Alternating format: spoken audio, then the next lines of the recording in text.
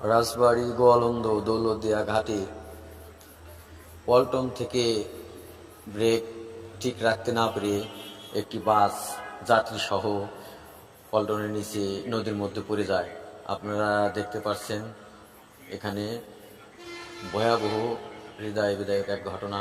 আসলে বাসের মধ্যে কতগুলো যাত্রী আছে, তারা বাঁচবে কিনা সেটারও কোনো গ্যারান্টি দেওয়া যাচ্ছে না। দেখা যাক কি হয়, মালিক যেন এদেরকে ভালো করে, আল্লাহ পাক যেন এদেরকে সুস্থভাবে ফিরে। আসলে আশা করছি কি হবে সেটা জানি না। আপনারা দেখ রাজবাড়ী গোয়ালন্দ দৌলতদিয়া ঘাটে পল্টন থেকে ব্রেক ঠিক রাখতে না পেরে একটি বাস যাত্রীসহ পল্টনের নিচে নদীর মধ্যে পড়ে যায়। আপনারা দেখতে পাচ্ছেন এখানে ভয়াবহ হৃদয় বিদায়ক এক ঘটনা। আসলে বাসের মধ্যে কতগুলো যাত্রী আছে, তারা বাঁচবে কিনা সেটারও কোনো গ্যারান্টি দেওয়া যাচ্ছে না। দেখা যাক কি হয়, মালিক যেন এদেরকে ভালো করে, আল্লাহ পাক যেন এদেরকে সুস্থভাবে ফিরে। আসলে আশা করছি কি হবে সেটা জানি না। আপনারা